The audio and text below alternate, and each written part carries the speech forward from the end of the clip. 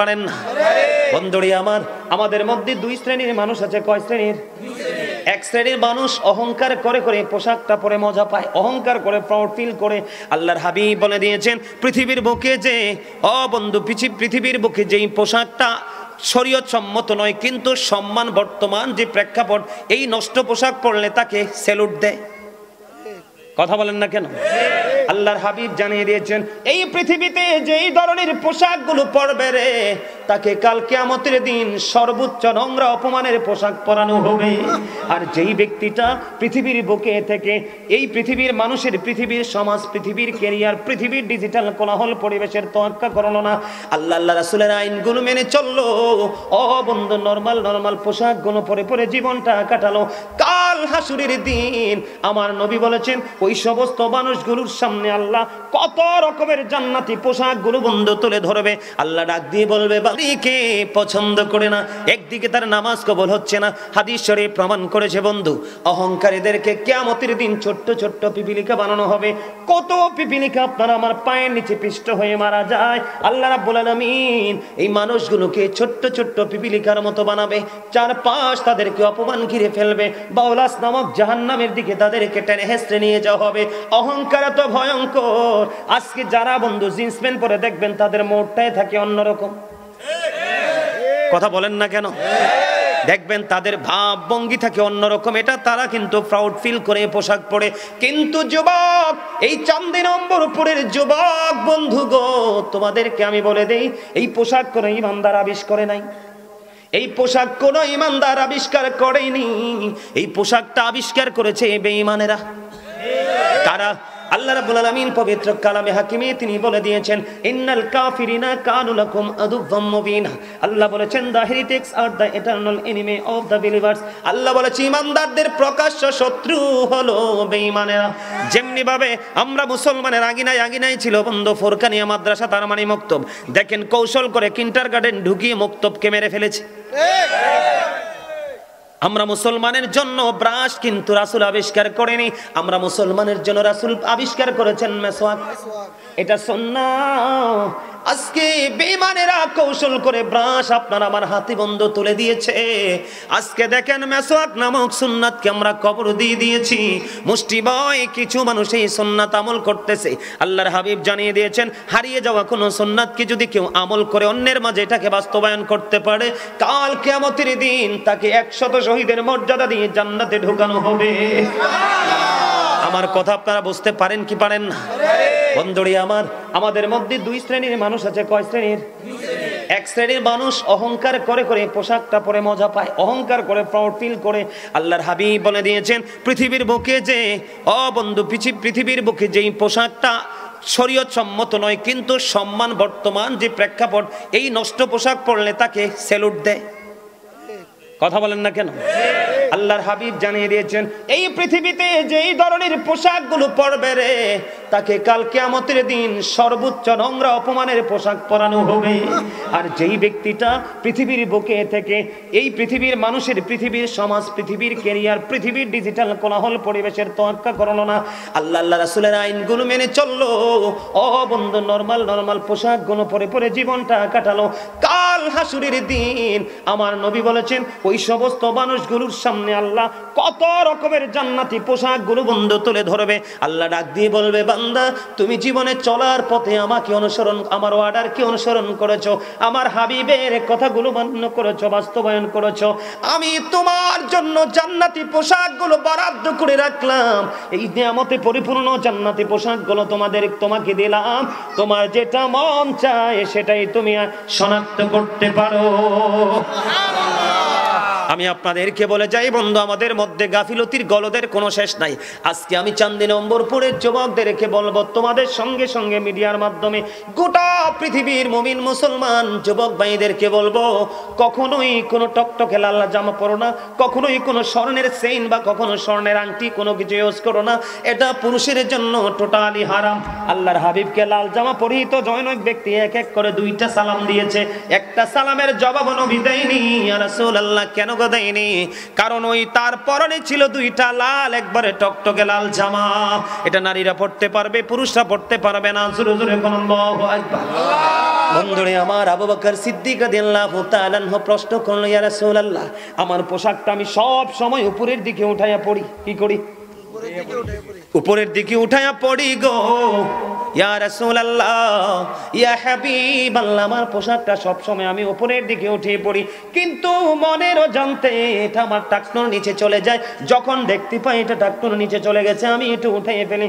ইয়া রাসূলুল্লাহ, আমি কি সেই সাজার অন্তর্ভুক্ত হব? এবার আবু বকর সিদ্দিকের প্রশ্নের জবাবে আমার নবী বললেন, রে আবু বকর, যারা অহংকার করে ইচ্ছে করে যারা ঝুলিয়ে ঝুলিয়ে টাকনোর নিচে পোশাকগুলো পরে, তাদের জন্য অভিশাপ, তাদের জন্য আযাব। আর যারা মনের অজান্তে নিচে নেমে গেল, মনে হওয়ার সাথে সাথে আবার উঠিয়ে ফেললো, তাদেরকে আল্লাহ রাব্বুল আলামিন সাজার আওতায় আনবে না। আমাদের কি পোশাকের ক্ষেত্রে এইভাবে স্মরণ রাখতে হবে? আজকে আমাদের সে খেয়াল আছে? আজকে যদি হক্কানি যোগ্য দক্ষ কোনো আলেমের সাথে যদি সম্পর্ক থাকতো, সংশ্লিষ্টতা থাকতো, তাহলে কিন্তু যাও পিছনে যাও, আমি না বলছি এদেরকে পিছনে দিতে, বারবার কথা বলতেছে, দেখো না এরা কি কিছু বুঝে? আমার কথাকে আপনারা বুঝতে পারছেন? এই যে সমস্যা, এইরকম অসংখ্য সমস্যা আমাদের মধ্যে আছে। আজকে একদিনে সবগুলো বললে কিন্তু ব্রেইনে সেট আপ দেওয়া সম্ভব না। আমাদেরকে ধীরে ধীরে হাঁটি হাঁটি পা পা করে একটা করে শিখে এগুলো ব্রেইনে সেট আপ দিয়ে দিন দিন আমাদেরকে এগুলো বাস্তবায়ন।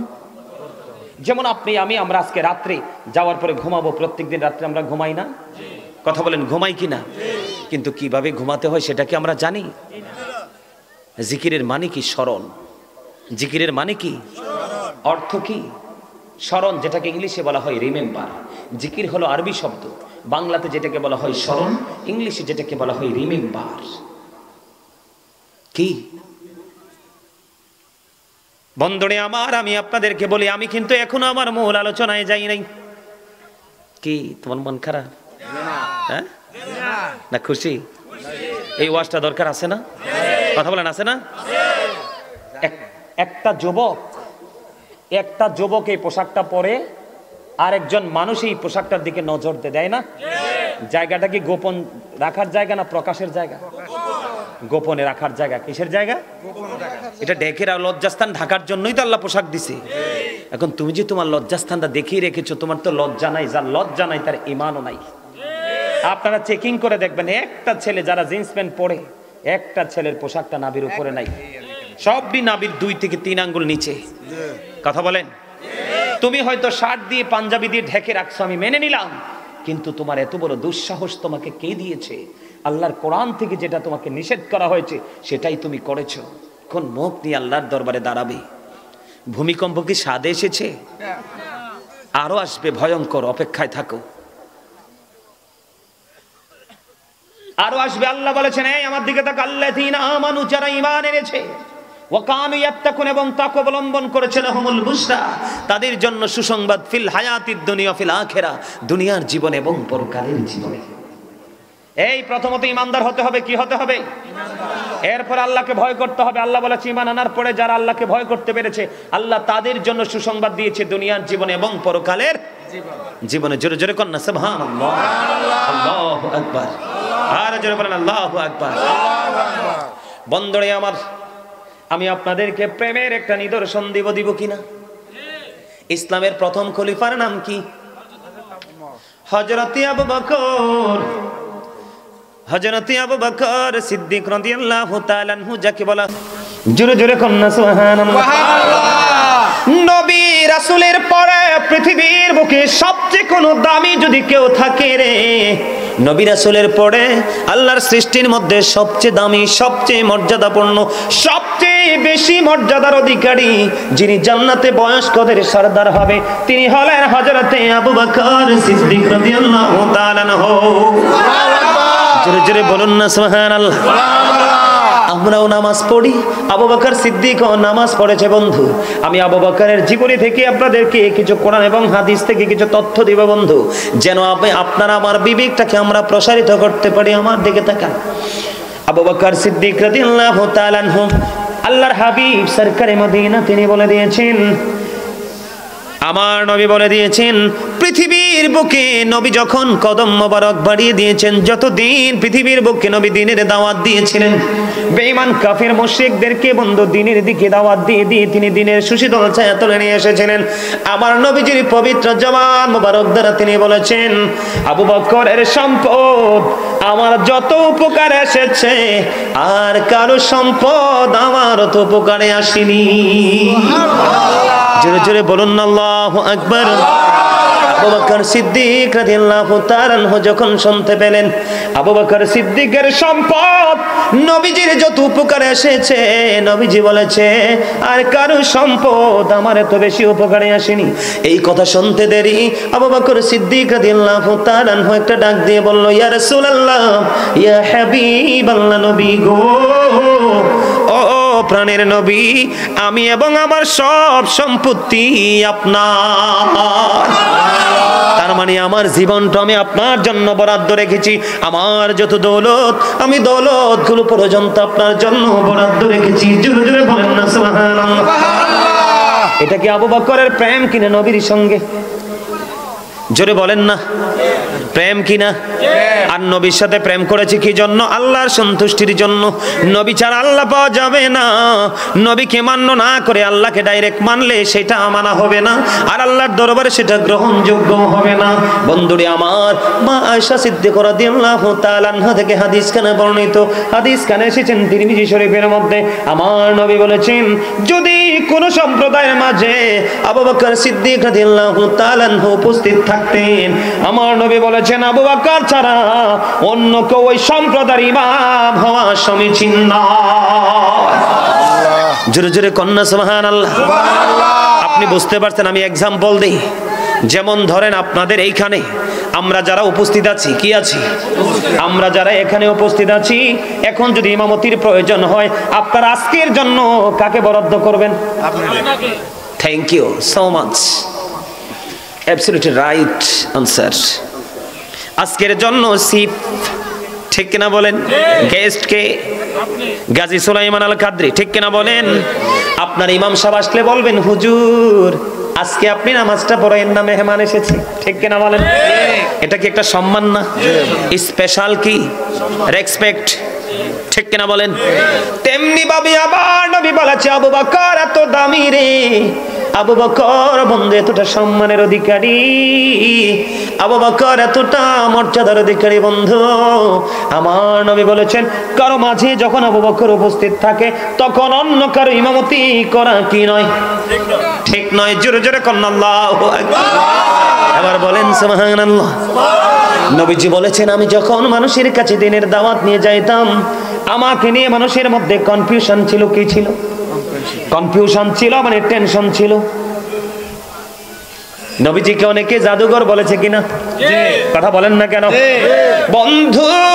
কিন্তু আবু বকর যখন দ্বীনের দাওয়াত দিতে যাইতো গো, তখন মানুষ নির্দ্বিধায় তার দাওয়াত গ্রহণ করতেন। তার কারণ হলো আবু বকর ছিলেন আল্লাহর প্রিয় হাবিব, হাবিবুল্লাহ, ইমামুল মুরসালিন, নবী মুহাম্মদুর রাসূলুল্লাহ সাল্লাল্লাহু আলাইহি সাল্লামের সাথে একজন প্রেমিক এবং ইমানদারদের মধ্যে, পুরুষের মধ্যে সর্বপ্রথম ঈমান এনেছিলেন আবু বকর সিদ্দিক। জোরে জোরে কন্যা সুবহানাল্লাহ। আরেকটু মহব্বতে পড়ুন সুবহানাল্লাহ।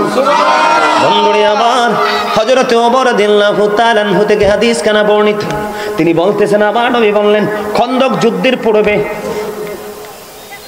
তাদেরকে দ্বীনের জন্য দান করার জন্য বললেন। হযরত ওমর মনে মনে চিন্তা করলেন যে আমার জীবনে কোনোদিন আবু বকরকে হারাতে পারিনি, আজকে সুযোগ এসেছে, আজকে দানের মাধ্যমে আবু বকরকে হারানোর চেষ্টা করব। বন্ধুরে আমার, এবার হযরত ওমর রাদিয়াল্লাহু তাআলা আনহু কি করলেন? তিনি কি করলেন? ওনার